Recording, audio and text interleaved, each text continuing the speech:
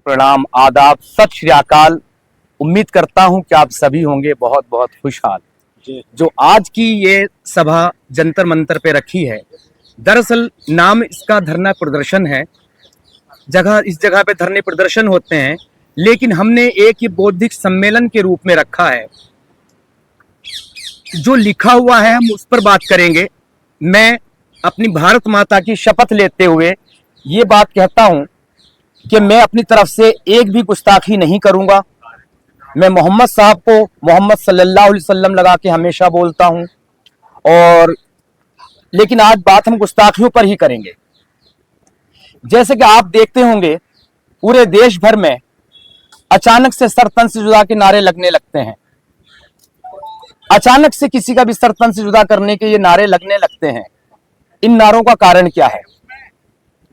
अगर आप किसी के यहां गए, जैसे बरेलवी फिरका है एक, बरेलवियों में केवल आपने कह दिया मोहम्मद, सिर्फ मोहम्मद कहा तो गुस्ताखी हो गई। हजरत मोहम्मद क्यों नहीं कहा, मोहम्मद सल्लल्लाहु अलैहि वसल्लम क्यों नहीं कहा, तो गुस्ताखी हो गई सिर्फ इतने से ही कहने पर। जैसे यहां पर हिंदू भी बस रहे हैं और भी लोग बस रहे हैं। अगर श्री राम ना कह के सिर्फ कोई राम कह दे, क्या कभी किसी हिंदू ने कहा कि तुमने गुस्ताखी कर दी? क्या किसी ने कहा गुस्ताखी कर दी? तुमने शिव क्यों कहा, तुमने शंकर ही क्यों कहा, तुमने श्री क्यों नहीं लगा, तुमने श्री कृष्णा क्यों नहीं कहा, कृष्णा ही क्यों कहा है? और भी अलग अलग धर्मों के लोग हैं, पारसी भी हैं यहाँ पे, अलग है, सिख हैं, जैन हैं, बौद्धिस्ट हैं। लेकिन यही मसला आ जाता है कि यही एक इस्लाम ऐसा मजहब क्यों है कि जो एकदम सर तन से जुदा के नारे लगाने लगता है। दरअसल हकीकत यह है, कुरान के अकॉर्डिंग, हदीसों में तो बहुत सारी चीजें हैं, हदीसों से कई बार ये मुकर जाते हैं।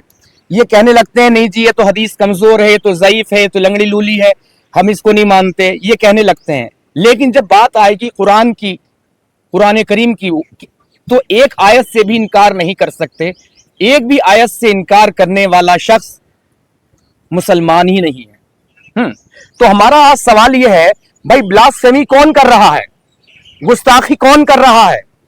हिंदू कर रहा है, सिख कर रहा है, जैन कर रहा है, बौद्ध कर रहा है? कौन कर रहा है गुस्ताखी? गुस्ताखी तो कुरान का लिखने वाला कर रहा है। गुस्ताखी कुरान का लिखने वाला कर रहा है। जगह जगह पे काफिरों को, मुशरिकों को, मुनाफिकों को मारने काटने की बात है, लगभग 250 जगह पर। ये आपके सामने बैनर है, इस पर पढ़िए क्या लिखा है। ए नबी, मुसलमानों को जिहाद की तरगीब दो। अगर तुम में से 20 सब्र करने वाले होंगे तो 200 पर हावी हो जाएंगे, और 100 मुसलमान पक्के ईमान वाले वो 1000 पे हावी होंगे। इसलिए हर मुसलमान कहता है कि एक मुसलमान 100 काफिरों पे भारी है। ये A to Z लिखा हुआ है, ऐसे ही नहीं। अब क्या लोगों का कहना, भैया जियो और जीने दो, लेकिन इस्लाम वो चीज है, वो मगरमच्छ है जो पूरी दुनिया को निगलने की, खाने की ताकत रखता है। अब आप देखिए, जहां से इस्लाम की शुरुआत होती है, अरब में, जहां पे ये हज करने जाते हैं, वहां पे 360 मूर्तियां थी, यानी कि 360 बुत कदे थे, बुत थे, हाँ बुत बोलते हैं, ये मूर्तियां थी। तो उन सबको तोड़ने के बाद काबे को बनाया गया है। वहां पर हिंदू टाइप के जो भी होंगे, उनका जो फॉलो करते थे, लात मनात उज्जा, जो उनके देवी देवता थे, तो वो सब खत्म हो गए। वो मूर्ति पूजक भी नहीं रहे। कुछ नास्तिक होंगे, काफिर, वो भी नहीं रहे। यहूदी भी थे, वो भी नहीं रहे। ईसाई भी थे, वो भी नहीं रहे। वहां से जहां से फिर इस्लाम उठकर चलता रहा है। आप देख लीजिए, ईरान किनका मुल्क था? पारसियों का मुल्क था। और पारसी कितने अमन पसंद कौम है, हमारे देश में भी कितना बड़ा योगदान है। तो पारसियों का वो मुल्क ही खत्म कर दिया, पूरा का पूरा ईरान मुस्लिम कंट्री हो गया। आप अफगानिस्तान देख लीजिए, अफगानिस्तान में कहां गए, वहां भी सारी कौमें बस रही थी, पूरा बौद्धिस्ट लोगों का था, ठीक है। फिर आप देख लीजिए पाकिस्तान में कितने लोग थे, कितने परसेंट थे, कहां गए वो आज की तारीख में? हाँ, फिर आप देख लीजिए अफगानिस्तान से कहां गए? और हाँ, ये बांग्लादेश से देखिए कैसे कैसे मारा जा रहा है, काटा जा रहा है, ये सब किया जा रहा है। और जब लोग कहते हैं कि मुसलमान जब एक एक लड़की पर वो भेड़ियों की तरह लपकते हैं, नोचते हैं, अभी कुछ वीडियोस वायरल हुई थी, उन जिहादियों को, उन बेशर्म लोगों को ये शर्म नहीं आई कि एक लड़की के कपड़े उतार रहे हैं, बारी बारी सब रेप कर रहे हैं और वीडियो भी बना रहे हैं फख्र के साथ, फख्र के साथ। लेकिन क्यों कर रहे हैं? इसका रीजन है सीधा सीधा कुरान। कुरान ये कहता है, कुरान ये कहता है कि अगर तुमने किसी गैर मुस्लिम मुल्क पर हमला किया, तुमने हमला किया किसी भी मुल्क पर, तो माले गनीमत लफ्ज आया है कुरान में, जो हदीसों में तो बहुत ज्यादा है। हाँ, माले गनीमत कहते हैं लूट। तो फिर उस देश की सारी की सारी चीजें जो भी है वो आपकी मिल्कियत में आ गई, और यहां तक के किसी की बहन, बेटी, बच्ची, सब की सब वैसी हो गई, आ गई। ठीक है, ये चीजें।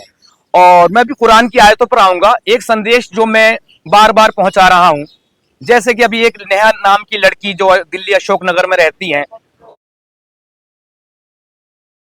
5वीं मंजिल से, और वो बेचारी उसको पिछले 3 साल से राखी बांध रही थी। वो पिछले 3 साल से वो लड़की उसको राखी बांध रही थी, लेकिन इसके बावजूद उसने उसे शादी के लिए प्रपोज कर दिया। अब ये बात पर मुसलमान भी कहीं कह रहा है नहीं वो लड़का अच्छा नहीं था, ऐसे गलत बात की, घिनौनी बात की। अरे भैया, इस्लाम के अकॉर्डिंग कोई घिनौनी बात नहीं की, क्योंकि इस्लाम में मुंह बोले रिश्ते हर तरह से हराम है, हर तरह से हराम है। आप किसी को माँ, बहन, बेटी कुछ बना ही नहीं सकते। सब मुंह बोले, सारे टोटल मुंह बोले रिश्ते हराम है। और हराम क्यों हुए? ये खुद हमारे पैगंबर मोहम्मद सल्लल्लाहु अलैहि वसल्लम ने किए, जो कि कुरान से साबित है। कुरान से क्या साबित है? जैसे वो आयत, अभी आयत भी कोट करूंगा मैं। एक इन्होंने बेटा गोद लिया जिसका नाम रखा जैद, जैद, और पूरे शहर के सामने कबूल किया कि आज से ये मेरा बेटा है। ठीक है, चलो मान लिया तुम्हारा बेटा है। और फिर जब उसकी शादी कराई अपनी कजिन से, कजिन सिस्टर, ठीक है, कजिन सिस्टर से शादी हो गई, और फिर एक बार उसे देख लिए एक अलग सी अजीब अवस्था में, मैं अब उसकी चर्चा नहीं करूंगा। फिर आपका दिल आ गया आप सल्लल्लाहु अलैहि वसल्लम का, उससे तलाक करा के फिर खुद से शादी कर ली। आयत आ गई सूरह अहज़ाब की 40वीं आयत कि मोहम्मद तुम मर्दों में से किसी का बाप नहीं है। तो अब ये बताइए प्यारे साथियों, प्यारे देशवासियों, अगर यही करना था, अगर यही करना था, मोहम्मद तुम मर्दों में से किसी का बाप नहीं है, तो जब जिस वक्त उसे अपना बेटा कबूल किया था, बेटा तस्लीम किया था, तो उसी वक्त ये आयत क्यों नहीं आ गई थी? और यहां से टोटली सारे मुंह बोले रिश्ते खत्म हो चुके हैं इस्लाम में। और जो हमारी सनातनी बहन बेटियां हैं, ये राखी बांधती हैं इनके, और बहुत ज्यादा खुश होती हैं कि हमने तो राखी बांध दी, हमारा भाई बन गया।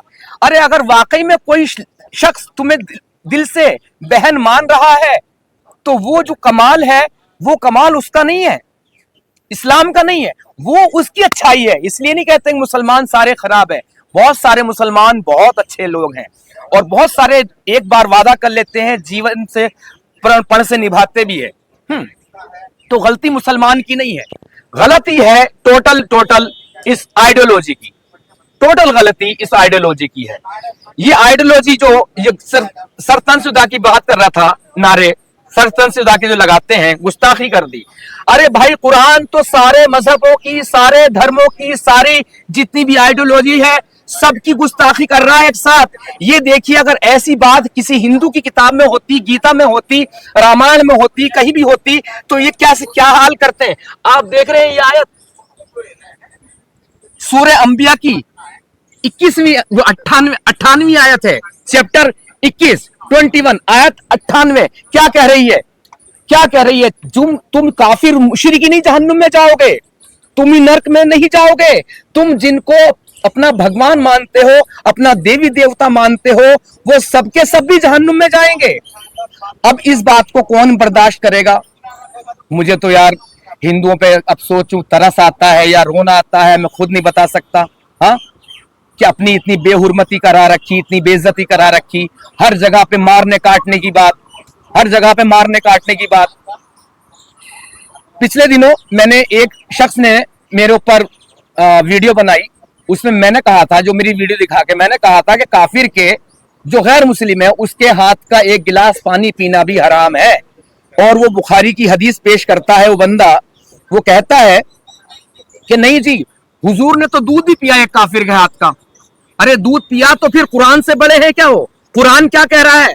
नजस, सूरे तौबा की 98 आयत, हाँ 98 आयत में नजस कहा गया, यानी जो मुसलमान नहीं है, गैर मुस्लिम है, नजस कहते हैं मलमूत्र को। टट्टी पेशाब है आप लोग, तो टट्टी के हाथों से कोई पानी भी पी सकता है? पानी भी पी सकता है। अब आप देखिए, जो कहते ना, ये कहते नहीं जी जिहाद ये नहीं है, ये जलेबियां बहुत ज्यादा बनाते हैं, जिहाद ये नहीं जी, वो नहीं है। साफ तौर पर अल्लाह कह रहा है सूरह अल बकरा की 216 आयत, चैप्टर नंबर 2 आयत नंबर 216, क्या कह रहा है? तुम पर जिहाद फर्ज किया गया है। मतलब ये नहीं कि ये जलेबियां बनाते हैं हम, जब इसकी सूरह तौबा की बात करते हैं, नहीं जी मुआहिदा तोड़ा गया था, वो तोड़ा गया। अरे किसने मुआहिदा तोड़ा, किसने नहीं तोड़ा, ये भी सभी को मालूम है, ठीक है। तो तुम पर जिहाद फर्ज किया गया है, हालांकि वो तुम्हें नागवार है, और करीब है कि कोई बात तुम्हें नापसंद हो, हालांकि वो तुम्हारे हक में बेहतर हो, और करीब है कि कोई बात तुम्हें पसंद आए, हालांकि वो तुम्हारे हक में बुरी हो। कुल मिला के अल्लाह ही जानता है तुम्हारे हक में तुम्हारे लिए क्या बेहतर है और क्या बेहतर नहीं है। अल्लाह ने तुम पर जिहाद फर्ज किया है। मारना काटना अल्लाह ने अपनी तरफ से तुम्हें दिया है, अल्लाह ने अपनी तरफ से। कुरान इस बात को चीख चीख के कह रहा है। कहां जाइए आप, इसी सूरह अल बकरा की फिर 244 में आ जाइए, तो कह रहा है अल्लाह की राह में लड़ो और जान लो कि अल्लाह तुम्हें सुनने जानने वाला है। अल्लाह की राह में लड़ो, ये कुरान कह रहा है भाई, ये हम कह ही नहीं रहे, ये कुरान कह रहा है।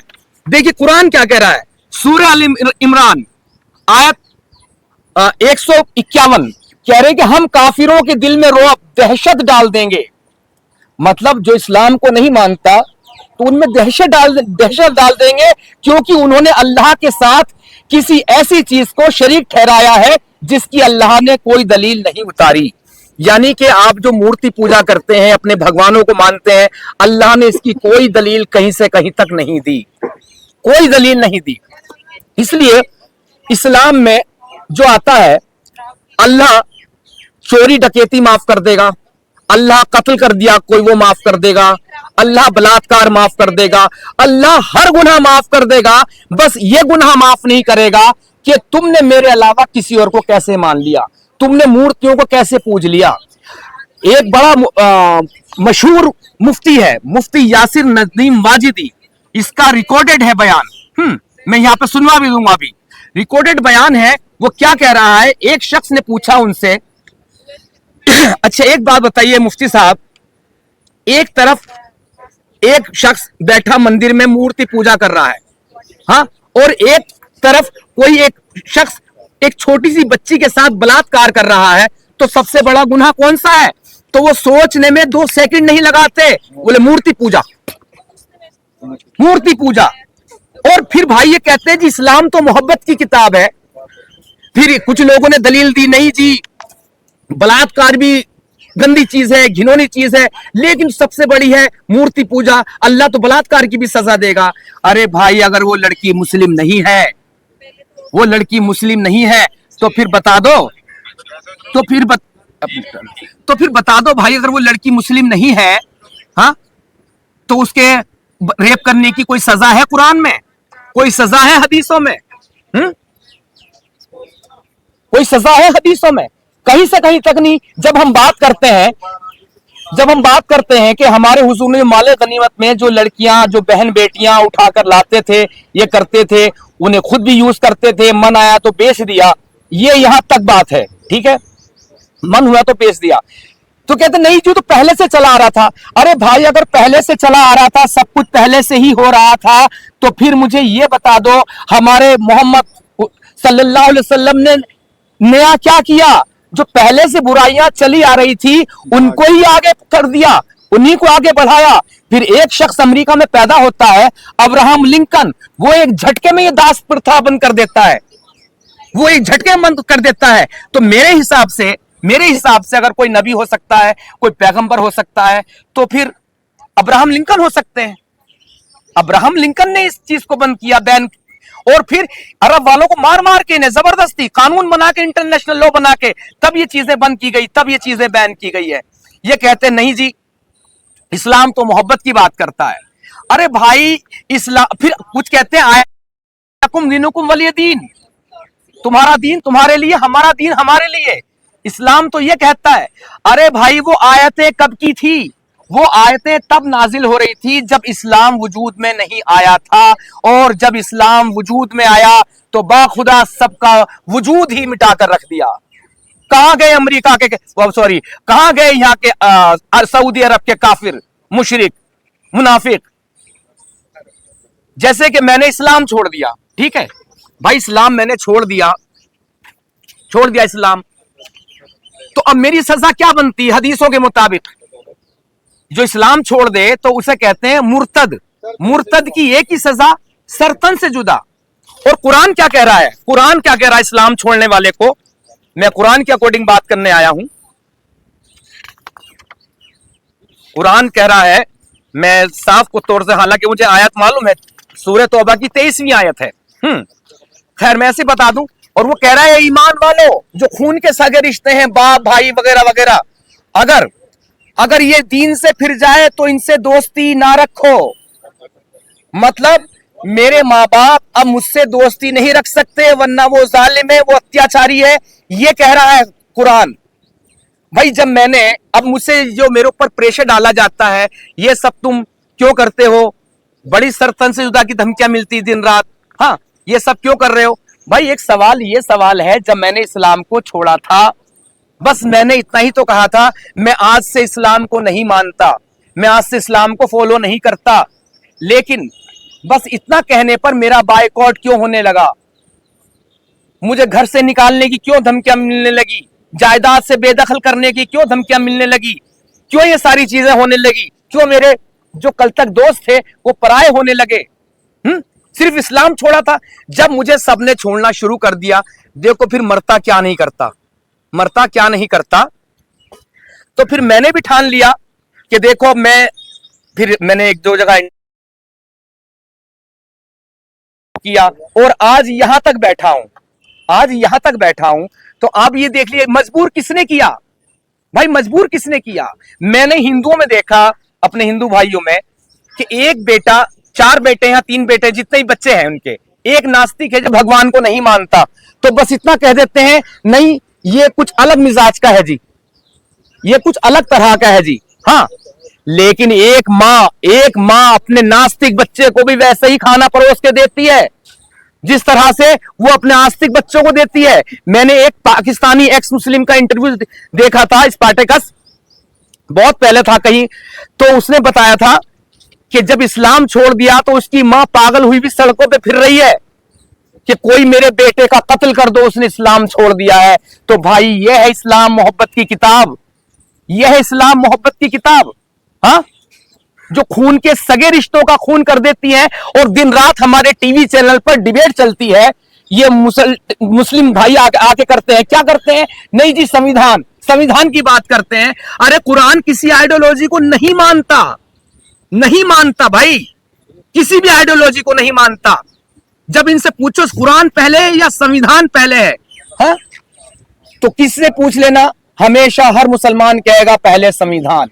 नहीं, लड़ते रहेंगे, जलेबियां बनाते रहेंगे, नहीं जी दोनों बराबर है, दोनों को बराबर है। अब ऐसे बात कर लो, एक अलमारी है, एक किताब तो नीचे आएगी, पहले कुरान को रखोगे या संविधान को रखेंगे? ये पहले संविधान को नीचे रखेंगे, फिर कुरान को ऊपर रखेंगे। ये भाई भाई की जो बात करते हैं, ये केवल और केवल वही भाई भाई की बात करते हैं जहां इनकी तादाद कम है, जैसे कि भारत में भी कम है, तो यहां पर ये भाई भाई के नारे लगाते हुए मिलेंगे। आप इनसे भाई भाई के नारे लगवा दीजिए पाकिस्तान में, हिंदू मुस्लिम भाई भाई के। आप इनसे हिंदू मुस्लिम भाई भाई के नारे लगवा दीजिए बांग्लादेश में, लगवा दीजिए अफगानिस्तान में, या किसी भी इस्लामिक कंट्री में लगवा दीजिए। नहीं लगाने वाले। इस्लाम के 3 रुकुन है। एक है दारुल हर्ब, जो काफिरों का देश है, जिससे इन्हें जंग करनी है, दारुल हर्ब। एक है दारुल इस्लाम, जो कि पूरा का पूरा जहां पर इस्लाम कायम हो चुका है, एक वो है। और एक है दारुल अमन, जहां पर इनकी संख्या कम है, बहुत कम है जहां पर इनकी संख्या। वहां पर ये भाई भाई के नारे लगाएंगे, ये झुक के चलेंगे, ये सलाम नमस्ते आदाब करते हुए चलेंगे। बहुत सारी तरह तरह की आपको। अब अच्छा, एक चीज और मजे की, ये कह रहे हैं कि भारत में हमारे ऊपर जुल्म हो रहा है, खासतौर से जब से भाजपा सरकार आई है तब से जुल्म हो रहा है इनके ऊपर। तो कुरान की मानो भाई, कुरान की सूरह निसा की 97 आयत में अल्लाह क्या कह रहा है? अल्लाह के ये कह रहा है कि जब तुम मर जाओगे फरिश्ते तुमसे आकर हिसाब किताब पूछेंगे, जो उसका मफहूम ये है, तो तुम्हारे ऊपर जुल्म हो रहे थे, तो फिर फरिश्ते पूछेंगे, कहेंगे क्या तुम हिजरत नहीं कर सकते थे? क्या तुम उस वतन को नहीं छोड़ सकते थे? अल्लाह ने कितनी बड़ी दुनिया बनाई, अब तुम जहन्नुम में जाओगे। तो मेरे प्यारे प्यारे मुस्लिम भाइयों, बहनों, दोस्तों, साथियों, अगर लगता है आपको भारत में आपके ऊपर जुल्म हो रहा है, तो कुरान के मुताबिक आपको ये देश छोड़ना पड़ेगा। कुरान के मुताबिक, ये मैं नहीं कह रहा, ये अल्लाह का कलाम कह रहा है। हाँ, और फिर बीच में कुछ आ जाएंगे सेकुलर गैंग वाले, नहीं जी कोई जुल्म नहीं हो रहा, कुछ नहीं हो रहा। तो मैं अभी आता हूं, थोड़ा सा पानी पी लूं। हमारे भाई है एक्स मुस्लिम वासिद, ये देखिए, ये भी अपना चेहरा देख के आ चुके हैं, इनका भी घर परिवार ने सबने त्याग दिया है। मैं भी अब ऐसा हो चुका, जैसे एक चीज ऐड कर दूं कि ये कहते हैं जब अल्लाह की बात आती है कि अल्लाह ने ना किसी को पैदा किया और ना अल्लाह किसी से पैदा हुआ, यानी अपनी जात से पैदा नहीं किया, ना वो मेल है ना फीमेल है, ठीक है, अपनी अपनी रहमत से पैदा हुआ। तो इस्लाम को छोड़ने के बाद ना कोई मेरी माँ है, ना कोई बाप है, ना कोई भाई बहन है, कोई नहीं है, एक दूसरे के दोस्त हैं। और तुम में से जो कोई उनसे दोस्ती रखेगा तो वो हम में से नहीं, बेशक अल्लाह जालिमों को हिदायत देता है। सूरह 8 अनफाल कहती है, आयत नंबर 12, याद करो ए हबीब, जब तुम्हारा रब फरिश्तों को वही भेजता था कि मैं तुम्हारे साथ हूँ, तुम मुसलमानों को साबित रखो, अनकरीब मैं काफिरों के दिलों में हैबत दहशत डाल दूंगा और तुम काफिरों की गर्दनों को ऊपर से मारो और उनके एक एक जोड़ पे जबरदस्त घात कर लगाओ। सूरह 8 अनफाल आयत 39, और अगर उनसे लड़ो यहाँ तक कि कोई फसाद बाकी ना रहे और सारा दिन अल्लाह ही का हो, जो फिर अगर वो बाज आ जाए तो अल्लाह उन्हें उनके काम देख रहा है। सूरह 8 अनफाल आयत 65 कहती है, ए नबी मुसलमानों को जिहाद की तबलीग दो, अगर तुम में से 20 सब्र करने वाले होंगे तो 200 पर गालिब आएंगे, और अगर तुम में से 100 होंगे तो 1000 पर गालिब आएंगे, क्योंकि काफिर नासमझ हैं। सूरह 8 अनफाल आयत 67 कहती है, किसी नबी के लिए उस वक्त तक कैदी रखना मुमकिन नहीं जब तक कि वो जमीन पर बहुत ज्यादा कत्ल गारत ना करें। तुम दुनिया का सामान चाहते हो लेकिन अल्लाह आखिरत चाहता है और खुदा गालिब और हिकमत वाला है। ठीक है, एक आयत और पढ़ता हूँ, ये क्या कहती है? सूरह 9 तौबा आयत 14, गैर मुस्लिम तुम उनसे लड़ो, अल्लाह तुम्हारे हाथ से उन्हें अजाब देगा और उन्हें जलीलो रुसवा करेगा और उनके खिलाफ तुम्हारी मदद कर फरमाएगा और ईमान वालों के दिलों को ठंडा करेगा। ठीक है, चलो मैं इनसे, वकील साहब है सुप्रीम कोर्ट से, कुछ मुझे इनसे सवाल करने हैं। कौन कौन सी आयत आप लोग बोल लीजिए, कौन कौन सी आपसे 2-4 सवाल हो जाए, फिर पहले आप अपना बात। ठीक, आपकी आवाज बुलंद हुई है। चलिए ठीक है, चलो सवाल कर रहे हैं, लगा लीजिए, इधर बैठो, उधर चले जाओ थोड़ा सा, आज उधर जाओ।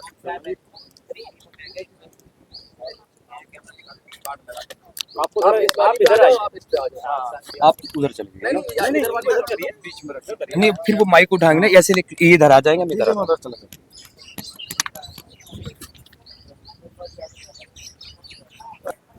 पानी उठाना, पानी।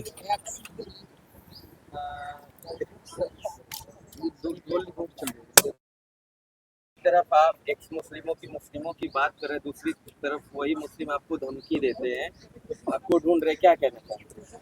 देखिए, जो सरपंच से जुदा की गैंग है ना, ये खाली ऐसा ही नहीं है कि कहीं से कोई फतवा आएगा, किसी जगह से पास होगा, उसे वो मिलेगा, क्या कहते हैं, अहमियत मिलेगी, तब वो धमकी सर तन से जुदा होगा। लेकिन इस्लाम में कोई भी आपको आपका सर तन से, जैसे कन्हैया लाल का सर तन से जुदा किया, उस इंसान की गलती क्या थी? बस इतनी सी तो गलती थी, आई सपोर्ट नुपुर शर्मा। जैसे नुपुर शर्मा के सर तन से जुदा की धमकी लग रही है, जैसे पिछले दिनों शर्मिष्ठा वो लड़की की सर तन से जुदा की धमकियां लगी है, जैसे और सामूहिक बलात्कार की धमकियां मिलती है। अरे भैया ये तो बता दो, तुम्हारा अल्लाह जो इतनी बेहुरमती कर रहा है सबकी, उसने कहा जो मेरे अलावा किसी और को माने, मैंने अभी आयत बताई ना तुम्हें कि किसी और को मानना मतलब तुम्हारा जो सर तन से जुदा लायक हो तुम। इमरोज जी, पहले आप अल्लाह को मानते थे, अभी क्या ऐसा आपके अंदर कुछ चीज सामने आ गया जो आप एकदम खिलाफ बोलते हैं? मैं खिलाफ नहीं बोलता, हाँ माफी चाहूंगा। मैंने शुरू में कहा कि मैं भारत माता की शपथ लेके कहता हूं मैं कोई गुस्ताखी नहीं करूंगा। आप खिलाफ ही तो बोल रहे हैं। नहीं मैं खिलाफ कहाँ बोल रहा, जो लिखा हुआ है, जो लिखा हुआ है भाई साहब। शपथ ले रहे मतलब खिलाफ बोल रहे हैं। इस्लाम इजाजत नहीं देता भारत माता की जय बोलने की। भाई वो इजाजत नहीं देता, उसकी मर्जी वो नहीं देता, लेकिन मैं इस्लाम को फॉलो नहीं करता, लेकिन वही इस्लाम पेश करता हूं जो है लिखा हुआ। इस्लाम में महिलाओं के, अब आपको बताऊं इतने सारे चैनल के माध्यम से, जिनको नहीं पता होगा, क्या औरत लफ्ज अरबी का है, हिंदी का तो महिला है। और कितनी इज्जत दी औरतों को इस्लाम ने।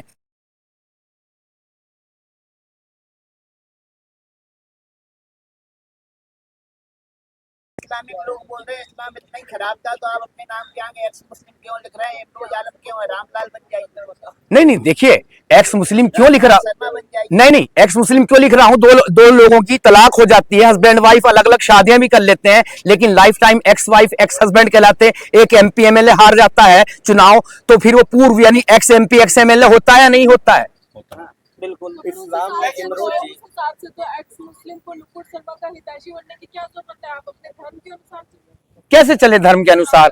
मैं अपने खिलाफ जाएगा तो एक मिनट, मैं अगर बताओ क्या मेरे देश का संविधान मुझे परमिशन देगा कि मैं 53 साल का जब हो जाऊं एक 6 साल की बच्ची से शादी कर लूं और 9 साल की उम्र में उसके साथ हम बिस्तरी करूं, तो मैं ऐसा करने वाला मैं जेल में जाऊंगा या मैं खुलेआम घूमूंगा? बताइए। ये एक्स मुस्लिम का मतलब क्या है फिर? ये तो वकील साहब बताएंगे भारतीय हाँ, कानून के। बताइए क्या मैं हाँ, नहीं मैं बताना चाहता हूँ। एक बार वकील साहब अपना परिचय देंगे सर अपना? हाँ जी, मेरा नाम ध्रुव कुमार है। मैं सुप्रीम बताइए और जल्दी बताइए। मेरा नाम ध्रुव कुमार है। मैं सुप्रीम कोर्ट में रजिस्टर्ड लॉयर हूँ। और हाँ नहीं ठीक है, ओके, नो प्रॉब्लम। और जहाँ तक हमारे भाई साहब का जो कहना है, एक्स मुस्लिम साहब का, कि इन्होंने मुझे कहा था कि इस पर बोलने के लिए, मैंने कहा पहले अपनी बात को रख लीजिए फिर हम। नहीं ये बताइए सर, अगर मैं एक 6 साल की बच्ची से शादी करूं, 9 साल में उन्होंने हम बिस्तरी के 9 साल मान लो, मैं 9 साल की उम्र में 50 साल का बूढ़ा इंसान होके ऐसा करूं तो मैं क्या जेल में जाऊंगा? अब इन्होंने बहन जी ने जो कहा कि तुम इस्लाम के खिलाफ, तो 100% जो है भारत के पॉस्को लॉ के खिलाफ है। जब तक आप मैच्योर्ड नहीं हो जाते हैं, लड़की या लड़का 18 साल को नहीं प्राप्त कर लेता है, तब तक आप कोई शारीरिक संबंध या विवाह शादी नहीं कर सकते एक दूसरे से। तो ये तो कानून के, भारतीय कानून के खिलाफ है ही। अच्छा एक चीज और बताइए, भारतीय कानून के में इसका क्या दर्जा आता है? मैंने किसी लड़की को अपनी बहन मान लिया, बहन स्वीकार कर लिया, फिर मैं उसी को शादी के लिए प्रपोज करूं, जोर डाल लूं, तो क्या इसकी हमारे कानून में कोई सजा है? ये तो मोरालिटी का सवाल है ना। जो भारत का जो संस्कृति है मोरालिटी से चलता है, और मोरालिटी का रेप हुआ ये कि हम किसी को माँ मान लिए, बहन मान लिए या मौसी।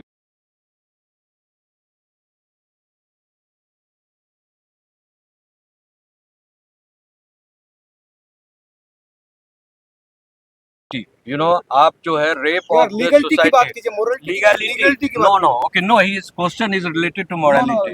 ये लीगली तो लेता है, किसी बच्चे को कोई अडॉप्ट कर लेता है। हाँ ये बताइए, अडॉप्ट कर लिया किसी ने किसी बच्चे को और फिर उससे शादी करने के लिए कहता है, तो कानून क्या करेगा?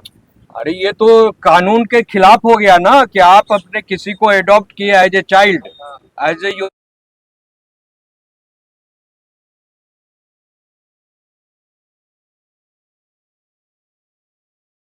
संविधान से चलता है, तो संविधान के अनुसार ये नाजायज है।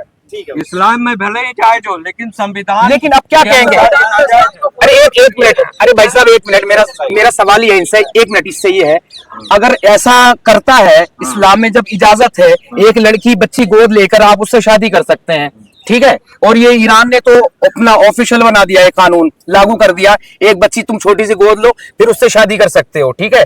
तो अब ये बताइए, क्या इस्लाम जो है एक बड़ा साफ सुथरा मजहब होने का दावा करता है, तो क्या साफ सुथरा मजहब वो है? बताएंगे, आप बताएंगे ना, इस्लाम में आप रहे होंगे, आप ये बताइए आप मैं तो कानून पूछ रहा हूँ, और मोरलिटी में क्या है? आप ये बताइए आप क्या रिफॉर्म चाहते हैं मुस्लिम में, जिस तरह से आप मुस्लिम के अच्छा। खिलाफ बोलते हैं, तो किस तरह की नहीं reform की फिर बात शब्द खिलाफ पे मत जाना, मैं इस्लाम के कभी खिलाफ नहीं बोलता, जो लिखा हुआ है मैं उसी पर बात करता हूँ। मैं रिफॉर्म क्या चाहता हूँ, मैं रिफॉर्म ये चाहता हूँ, मैं ये नहीं कहता तुम भी मेरी तरह एक्स मुस्लिम हो जाओ, मैं रिफॉर्म केवल इतना चाहता हूँ, जैसे आप एक राम का भक्त दूसरे राम, मतलब एक राम के भक्त से कोई शख्स राम की आलोचना करने लगता है, एक श्री कृष्णा का कोई भक्त है श्री कृष्णा की आलोचना करने लगता है, तो वहां सर तन से जुदा के नारे नहीं लगते, और यहाँ पर मोहम्मद साहब ना कहकर सिर्फ मोहम्मद कह दिया तो सर तन से जुदा के नारे लगने लगते हैं।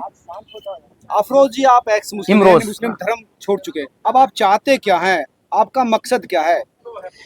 देखिए मेरा मकसद क्या है, मेरा मकसद यह है जो ये खूनी किताब आयतें हैं कुरान में, ये आयतें बैन होनी चाहिए, ये खूनी आयतें बैन होनी चाहिए। जो कत्लो किताल की बात चल रही है, इतनी 16 पेज की ये रिपोर्ट है, और इसमें मैं पूरी नहीं लिख कर लाया, कहीं से कहीं तक भी पढ़ लो, कहीं से कहीं तक भी, हर जगह पे कत्ल की बात मिलेगी, कत्ल की, तो सबके कत्ल की बात थोड़ी होगी, सभी के। बात कर रहा होगा ना उसी। अरे भाई जो इस्लाम को नहीं मानता इसको लेकर आपने किससे मुलाकात की है? है, आपने सिर्फ अगर जो सोशल इंसान मीडिया के पे बात खिलाफ करें है आपने, तो एक उसकी बात नहीं चल रही है।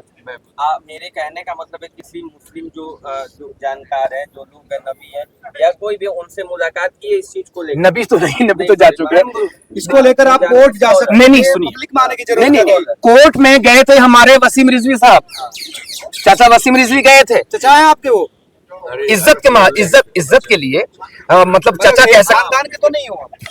नहीं यार, इस तरह से सवाल नहीं पूछिए भाई। तो उन्हें क्या हुआ था, उन्हें क्या किया कोर्ट ने, सुप्रीम कोर्ट ने उन्हें 50,000 रुपए और जुर्माना लगा दिया, मुजरिम ठहरा दिया। अरे भाई देख तो लो इसमें लिखा क्या है, ये जान तो लो, ये जान तो लो, कितनी जगह पर कह रही है गर्दनों को मारो, गर्दनों को काटो, ये कह रही है सूरह अनफाल 39 आयत, कि कोई अल्लाह की नजर में फितना क्या अल्लाह की नजर में फसाद है, तुम उसे नहीं मानते, अल्लाह को नहीं मानते, तो फसाद है अल्लाह की नजर में, कि काफिरों का से तब तक जंग करो, काफिर मुशरिक मुनाफिक जो भी ना मानने वाले गैर मुस्लिम, उनसे तब तक जंग करो जब तक कि पूरा दीन अल्लाह का ना हो जाए। क्या करेंगे फिर आप इसमें? ये लोकतांत्रिक रूप से ठीक नहीं मानते आप? इजाजत है वकील साहब, आपसे सवाल है, संविधान में अगर सुनिए, अपने धर्म को प्रैक्टिस करने की इजाजत है बिल्कुल तो इजाजत है।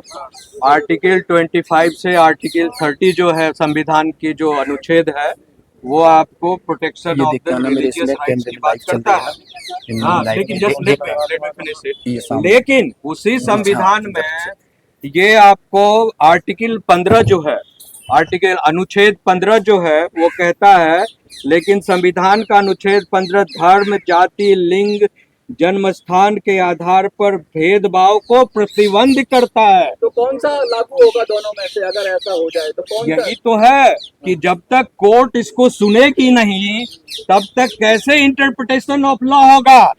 2 बार, एक बार कलकत्ता हाई कोर्ट में बहस होते रह गया, दिल्ली हाई कोर्ट में बहस होते रह गया, फिर लोग सुप्रीम कोर्ट आया, सुप्रीम कोर्ट ने कहा कि हम सुनेंगे ही नहीं, रिजवी साहब पर 50,000 का फाइन कर दिया गया। ये देश में कौन सा कानून चल रहा है जो आर्टिकल के तहत जो है लोग बहस करना चाहते हैं, आप सुनने के लिए तैयार नहीं है? ये कौन सा देश का कानून है? आप खुद संविधान में ही आप कह रहे हैं कि किसी प्रकार का आर्टिकल 15 जो है कह रहा है धर्म, जाति, लिंग, जन्म स्थान के भेदभाव और प्रतिबंध नहीं रहेगा। तो आप जो है लिटरेचर छापकर एक तरह का आसमानी किताब फैलाकर धर्म हुआ इसके आधार पर दूसरे को प्रतिबंध कर रहे हैं, दूसरे में आग लगा रहे हैं, दूसरे को मारने काटने की बात कर रहे हैं।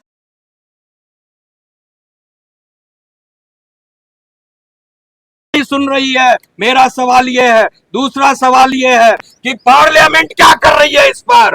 पार्लियामेंट क्या मुसलमानों के लिए बनी हुई है कि तमाम देश में तमाम लोग जो है बैठे हुए, हिंदू हो, मुस्लिम हो, सिख हो, ईसाई हो, जैन हो, बुद्ध हो, पारसी हो, सबों के लिए पार्लियामेंट है, सबों का रिप्रेजेंटेशन करती है।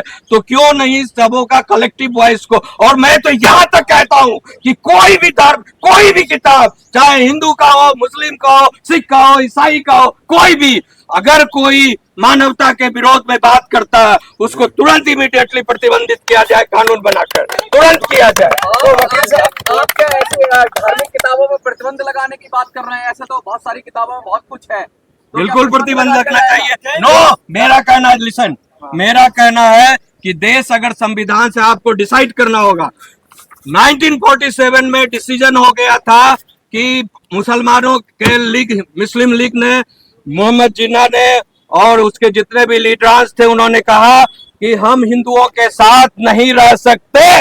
हमारी जो इबादत है, खान पान है, तौर तरीका है, जीने का सब भी बिल्कुल उल्टा है, अलग है, हम नहीं रह सकते। इसके लिए मुझे अलग राष्ट्र चाहिए, अलग देश चाहिए। तो उन्होंने, उनकी संख्या 13% थी, उन्होंने 25% आबादी ले, जमीन ले लिया, 15 करोड़ रुपया लिया, और उसके बाद जो है उन्होंने एक नया राष्ट्र, इस्लामिक राष्ट्र बनाया। तो और इस्लामिक राष्ट्र बनाने के बाद उन्होंने ये कहा कि हमारा सारा इस्लाम का कानून चलेगा। तो जब आपने इस्लामिक राष्ट्र घोषित कर दिया, बना लिया, इन एग्जिस्टेंस आ गया, और एज पर द पॉपुलेशन का जो रेशियो है, उस तमाम पॉपुलेशन को डिस्पोज ऑफ होना चाहिए था उस समय। आपने, कांग्रेस ने उसको जबरदस्ती कुछ लोगों को रोक लिया और गांधी ने रोक लिया। क्यों रोका गया, मेरा सवाल है। It's still unfinished agenda before the nation. दोनों के सामने अनफिनिश्ड एजेंडा है। भारत में तो बहुत सारे अनफिनिश्ड एजेंडा है। सिख भी है, ईसाई भी है, बहुत सारे लोग हैं। तो भारत, तो क्या हम लोग पाकिस्तान को फॉलो करें, उसकी तरह कट्टर हो जाए? क्योंकि हिंदुओं में तो ऐसा नहीं ये होता। कट्टरता का सवाल नहीं है। हम आज भी जो है, जितने भी गैर इस्लामिक देश है, सॉरी, गैर हम उनकी इस्लामिक, तरह बन जाए। सुनिए, नहीं, मैं आपको कह रहा हूं, बताइए। भारत में या दुनिया में जितने भी गैर इस्लामिक धर्म है, कोई आपस में हिंदुओं से मारकाट नहीं करता। सुना आपने कभी? इवन द क्रिश्चियन है, कभी मारकाट नहीं कर सकते। हाँ, वो अपना धर्म का विस्तार कर रहे हैं, लेकिन वो एक सिस्टम से कर रहे हैं। वो अपना डेवलपमेंट करते हैं, हॉस्पिटल बनाते हैं, स्कूल्स, कॉलेजेस, इंस्टीट्यूशंस, और उसमें कभी नहीं सिखाते हैं कि आप मारो काटो। वो सेवा कार्य से चलते हैं। मैं उनका समर्थक नहीं हूँ, लेकिन उनके जो pattern and style of expanding the conversion है वो डिफरेंट है। ठीक है, वकील लेकिन केवल इस्लाम जो है केवल मार काट की बात करता है, मार चांद से मारने की बात करता है। अच्छा, अब मुझे कुरान की आयतों पे बात करनी है वकील साहब। ईसाई को छोड़ दीजिए, वो लोग का पता है कि कैसे हाँ, करते हैं। ठीक है। बाकी इमरोज भाई से हाँ, ठीक है, ठीक है। और दूसरी बात, एक मिनट सर। वकील साहब, एक बताइए, इस देश में संविधान की बात आप कर रहे हैं। अरे रुको यार, बहुत बोल रहे हैं। इमरोज भाई, इमरोज अरे रुको तो सही। करके बोलो यार। अरे नॉन स्टॉप बोले। अरे एक, क्या बोल रही है? अरे वकील साहब आप इस देश में सुनो, हाँ, गुरुजी ये बताइए, आप पार्लियामेंट में तो नहीं ला सकते, लेकिन आप कोर्ट में जा सकते हैं। इसको लेकर आप रिव्यू पिटीशन डालेंगे, नहीं डालेंगे? नहीं, रिव्यू पिटीशन की बात यहाँ नहीं हो सकती अनलेस अनटिल, बिकॉज उन्होंने फाइन लगा दिया। फाइन लगाने का मतलब हुआ कि हम आपकी बात को सुनना ही नहीं चाहते हैं, और आप अगर फिर लाइएगा तो एक तरफ 50,000 लगाया था तो 5 करोड़ भी लगा सकती है, समझे? यानी आपको ऑब्स्ट्रक्ट किया जा रहा है। सवाल मेरा ये है, जितने भी कोर्ट्स हैं देश में, क्या संविधान के अनुरूप चलेगा कि अपने मन और के अनुसार चलेगा कि जो मन होगा आप करेंगे? प्रशांत भूषण पर 1 रुपए का जुर्माना लगाया था, उन्होंने स्वीकार नहीं किया। वसीम रिजवी ने क्यों 50,000 का फाइन स्वीकार कर लिया? वो भी अड़ जाते। क्या प्रशांत भूषण की तरह कोई और वकील में दम नहीं है जो अड़ जाए सुप्रीम कोर्ट के सामने? बिल्कुल दम है। और क्या आप जुर्माने से डरते हैं? नहीं, क्या सत्य कहने के लिए जुर्माना अगर लग जाएगा तो सत्य नहीं बोलेंगे आप? बिल्कुल नहीं डरते। हमारे जैसे तो आप अगर लगाएंगे? नहीं, हम तो लगाएंगे जरूर, हम तो तैयारी कर रहे हैं। और हम अच्छा,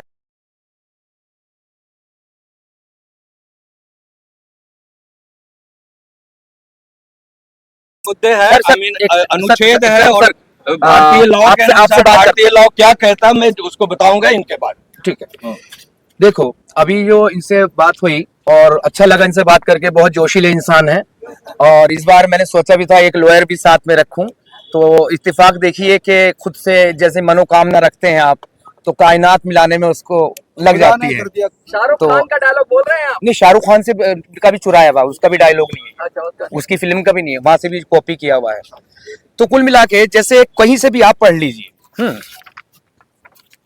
कहीं से भी पढ़ लीजिए, क्या आप काफिर हैं, हिंदू हैं, मुशरिक हैं, मुनाफिक हैं, जो भी हैं, आप कुरान को नहीं मानते, इनकार करते हैं या नहीं मानते, तो क्या कह रहा है अल्लाह सूरह निसा की 4 नंबर ये चैप्टर है, आयत नंबर है 56 कह रहा है कि बेशक वो लोग जिन्होंने हमारी आयतों का इनकार किया, अन करीब हम उन्हें आग में दाखिल कर देंगे।